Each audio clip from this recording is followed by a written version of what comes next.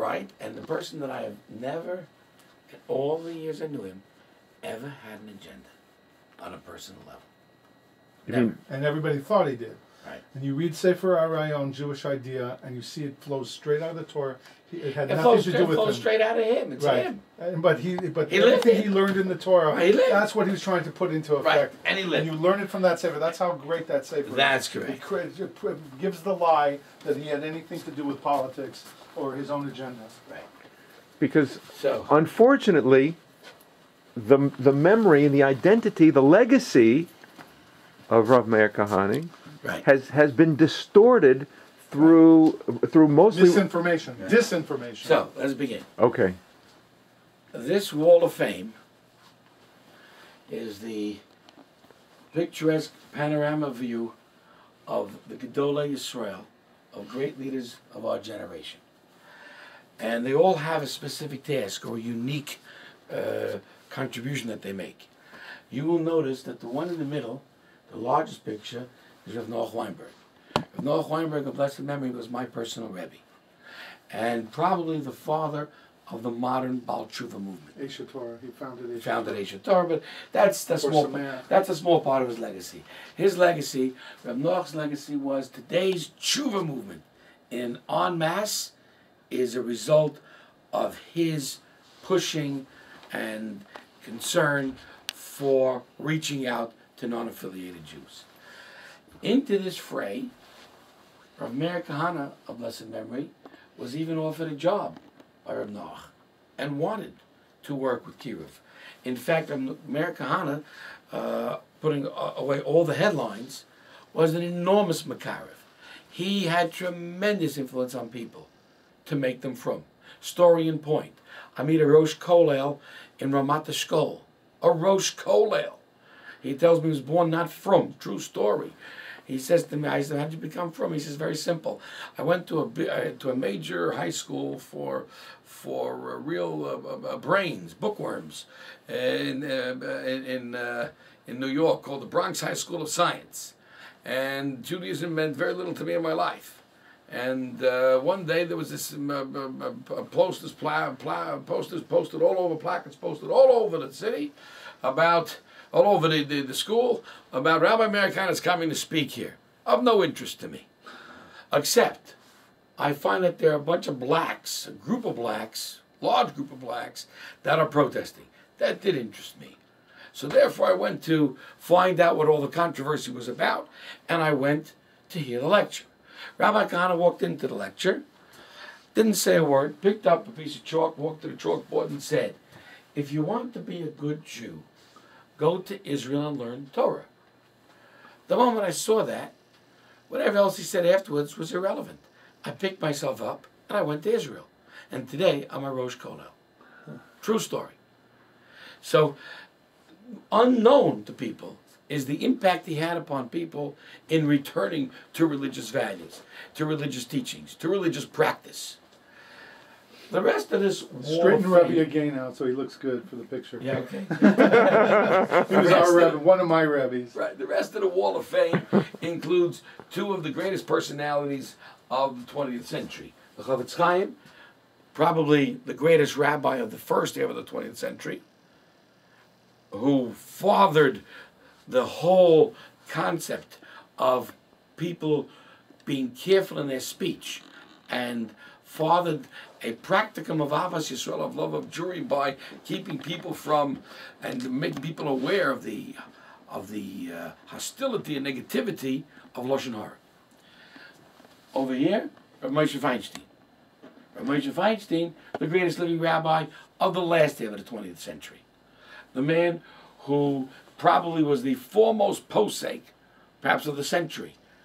And though the Mishnah Berurah, written by the Chofetz Chaim, is our legacy in halacha and in Jewish law, the decisions of practical situations that come up that need to be explained through the process of the Mishnah Berurah was given to us in responsa by Rav Moshe. Modern technology and how to deal right, with it. Modern technology and things of that nature. Medicine. To the right over here is Rav Nissim Yagen, a major powerful figure in Kiruv.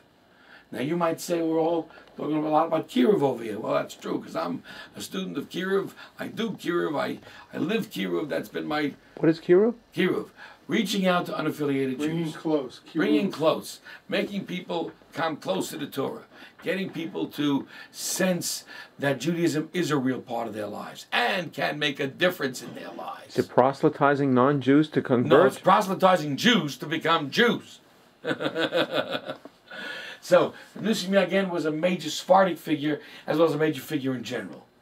Now, here I have a picture of five of the leading rabbis of the world-famous Mir Yeshiva, acknowledged to be the Harvard of yeshivas. Where is it? In Brooklyn. Now, there was another Mir in Yerushalayim as well.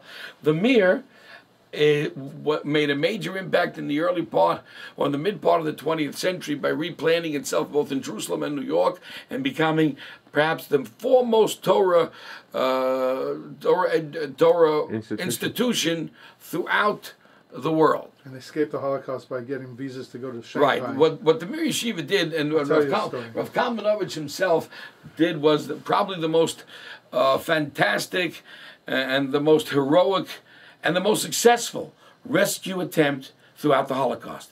The only yeshiva to survive the Holocaust intact was Mir, by being able to transport them all the way to Shanghai, where they stayed the war years until afterwards, in which they relocated in Jerusalem and in New York. The reason this is significant here, to our conversation, and this great rabbi, the Rav Shmuel Birnbaum, who took over the leadership of the Mir until his recent passing about 2 years ago, and all these other great rabbis pictured in here, Rav Kalmanovich's son, Rav Ginsburg, Rav Brudny, Rav Feldman, is because Rav Meir Kahane was a student of theirs. He learned in the Mir. And that's what I mentioned in my speech, that the last conversation we had together, which talked about Kiddush Hashem, sanctification of Hashem's name, self-sacrifice, the issue of giving your life for, let's say, the protection of Eretz Yisrael, he defended with a scholarly rendition of the Rambam. And then he looked at me with a twinkle in his eye and he said, that I learned at Mir Yeshiva. In Brooklyn. In Brooklyn. And that was the last week that we spoke. And then he passed. So the Mir had a major impact on him. He said, look, all the years I was growing up in a modern B'nai Akiva Zionistic environment, a sviva of sorts, and he had an interesting experiences there, because he was steadfast on halacha. He made a major protest at the age of 16. It's written, Mrs. Kahane writes in the book, that B'nai Akiva should stop mixed dancing. And they were mixed dancing. And we're an Orthodox group. And at 16 years old, the boy should stand up that way. That's remarkable. But that was, as Moshe explained, at his earliest youth. He just was destined for this. But Rav Meir looked at me and he said, after all the years, the only thing I ever really learned in terms of learning of Torah was Mir Yeshiva. And that's made a major impact on his scholarship. So now we know Meir Kahane not only as the great political figure and great hero of self-sacrifice for the Jewish people, and his great sense of vision for the Jews to be prepared to what's going on and how to react to it, and how to stand up and be strong and proud. We also, and the activist, we also know Meir Kahane pristinely as the rabbi. The Talmud Chacham, the scholar, the brilliance of his Talmudic erudition. And his books are worth reading? Most likely. To this day. Most assuredly. Yes. And most assuredly. And we do it every week. We have a weekly lesson. We gather together, supporters and students, and we study his book every week at a lunch. Which books do you recommend? Or a rayon. Which? The Jewish idea. The Jewish idea. That's his magnum opus. Magnum opus. Masterpiece of his philosophy, of how he understood. He poured it all into that. And how he understood, and his sources are so vast, it's almost encyclopedic. That's so brilliant. And at the same time, the man who reached out, who taught Torah, kept mitzvahs, pull that up in there, and had that sense of of love for Jews in a very definitively religious sense. Never imposing religion, never demanding religion, but teaching, sharing. And what is his lesson about Jewish self-defense? Jewish self-defense, as far as he was concerned, was nothing more than a continued expression of religious Jewish values. Major Jewish value, Moshe said it, Ahavas Yisrael, love of Jews. Jews are in trouble, then we need to be there for them. That's a major, significant religious value. What could be of greater value than...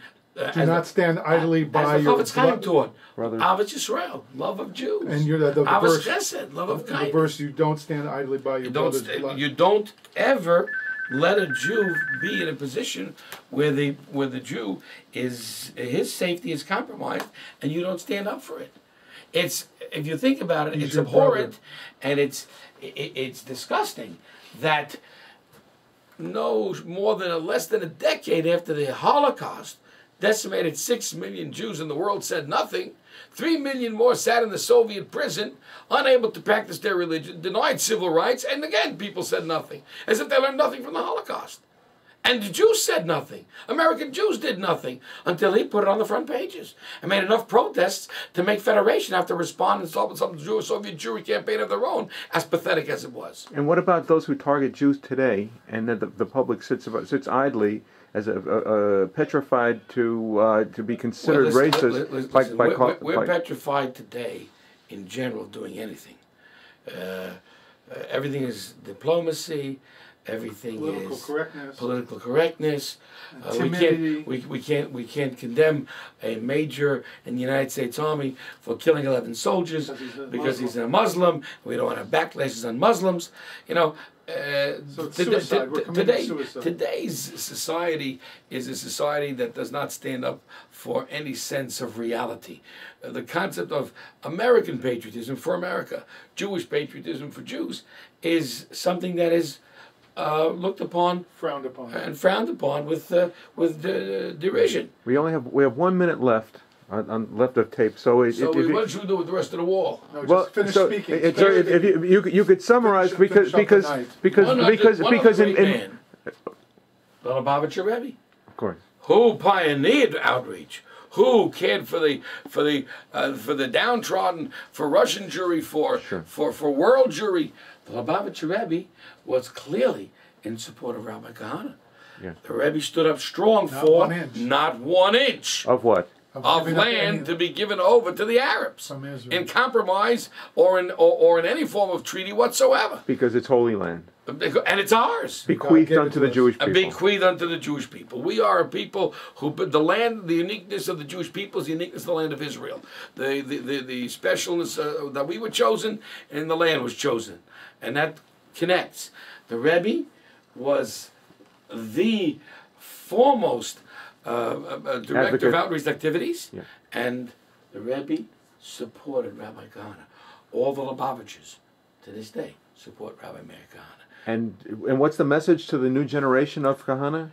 The message of the new generation is you who are not privileged to know him, you who are not privileged to see him, must at least learn his legacy from learning the books and reading the message.